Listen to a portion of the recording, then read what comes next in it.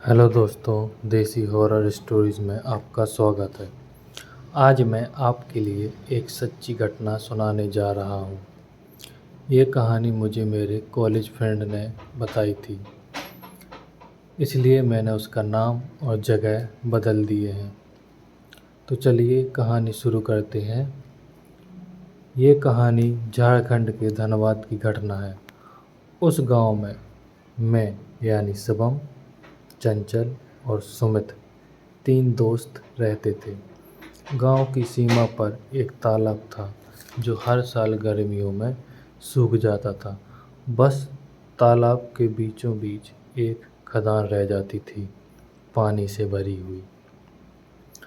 उस खदान में हर साल कोई न कोई डूबकर मर जाता था। गांव के लोग खदान के पास जाने से मना करते थे। उनका मानना था कि उस खदान में जल पिशाच रहता है, वही लोगों को भटका कर मार देता है।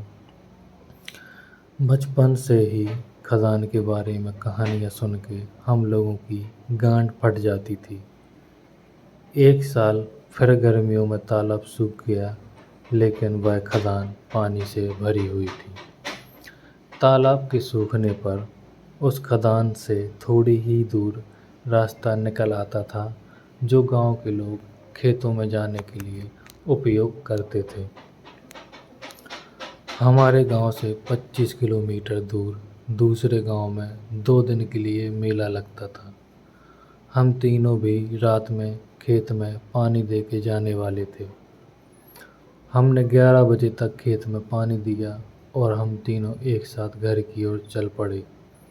उसी खदान वाले रास्ते से हम टॉर्च जलाकर रास्ते पे चल रहे थे। अचानक हमें बीच रास्ते पर वही खदान दिखाई दी। ये देखकर हम तीनों के पैर एक साथ जम गए। चंचल घबरा कर बोला, बहनचोद, ये खदान के पास कैसे आ गए? मैंने कहा, हम लोग तो कहीं रास्ते से मुड़े भी नहीं। सुमित डर को छुपाते हुए बोला, बातों बातों में रास्ते से भटक गए होंगे।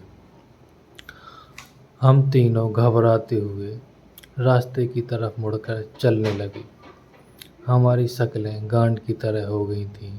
डर के मारे हम एक दूसरे से बात भी नहीं कर रहे थे। कुछ दूर चलने पर हमारी टॉर्च अचानक से बंद पड़ गई। टॉर्च बंद होने पर हमारा दिल और हमारी गांड एक साथ धक धक हो रहे थे। तब मैंने महसूस किया कि जब ज़्यादा डर लगता है तो कैसा महसूस होता है। मैंने टॉर्च पर हाथ मारते हुए जलाने की कोशिश कर रहा था, मगर टॉर्च जलने का नाम नहीं ले रही थी। हम चलते जा रहे थे। हमारे पैरों को रास्ता ऊबड़ खाबड़ और अनजान सा लग रहा था। डर के मारे हम लोग गांड फटी में चलते ही जा रहे थे। तभी हमने अंधेरे में 2 लाल चमकती हुई आंखें देखी। सुमित और चंचल की तो गले और गांड दोनों से चीख निकल गई। मैंने देखा वो साया हाथों और पैरों के बल मगरमच्छ की तरह पानी में खिसकता जा रहा था। हमने अंधेरे में आंखें गड़ाकर देखा तो हम तीनों फिर से खदान के किनारे पर खड़े थे। जैसे ही हमें होश आया, हम पीछे मुड़कर भागने लगे। मैं भागा, मेरे पीछे सुमित भागा। मैंने भागते भागते पीछे मुड़ के देखा तो चंचल वहीं किनारे पर मूर्ति की तरह खड़ा था। मैंने आवाज़ लगाई, चंचल भाग भोसड़ी के, मगर चंचल वहीं खड़ा खदान में देख रहा था। मैं चंचल की तरफ वापस गया और उसे झकझोर दिया। मेरे ऐसा करने से चंचल होश में आ गया। मैंने कहा, चंचल चलो यहाँ से। मैं मुड़कर भागने वाला था कि चंचल का पैर फिसला या किसी ने उसे खदान में खींचा, कुछ समझ में नहीं आया। चंचल खदान में गिर गया। वो किनारे की घास को पकड़े था, उसका पूरा शरीर पानी में था। बस सर बाहर था और हाथ बाहर थे, जिससे उसने किनारे की घास पकड़ी हुई थी। इतने में सुमित वापस आ गया। हम दोनों ने मिलकर एक एक हाथ पकड़ के चंचल को बाहर खींचने लगे।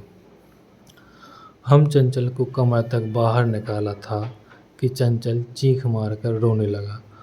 उसने रोते हुए बोला, किसी ने मेरा एक पैर पकड़ लिया है।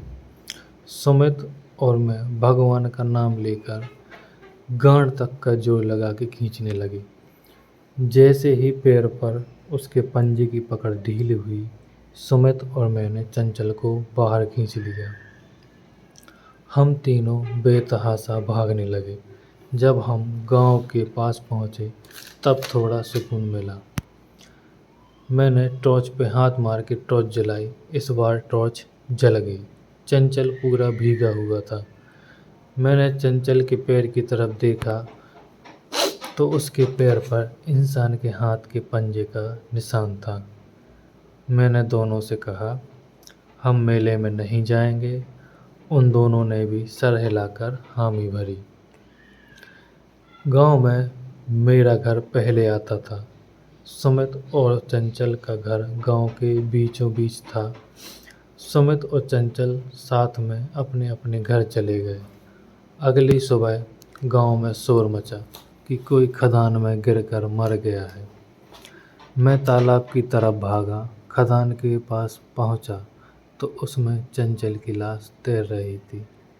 तब तक सुमित भी वहां आ गया और चंचल को देख के रोने लगा। मैं भी उससे गले लगकर रोने लगा। मैंने पूछा, ये कैसे हो गया? तो सुमित ने बताया कि उसने तो चंचल को घर पे ही छोड़ा था। उसकी माँ से बात की तो पता चला वो घर से मेले में जाने का बोलकर निकला था। मैंने कहा, लेकिन हमने तो ना जाने का फैसला लिया था। वहीं कुछ ही दूरी पर गांव के कुछ बूढ़े आपस में फुसफुसा रहे थे कि चंचल को उस खदान के पिशाच ने मार डाला। इसके बाद हम दोनों कभी उस रास्ते पर नहीं गए, चाहे तालाब खाली ही क्यों ना हो। तो दोस्तों, ये थी आज की कहानी। उम्मीद है आप सबको ये कहानी अच्छी लगी होगी। चैनल पे नए हों तो हमारी कहानी को लाइक करें और हमारे चैनल को सब्सक्राइब करें। मिलते हैं अगली कहानी में। धन्यवाद।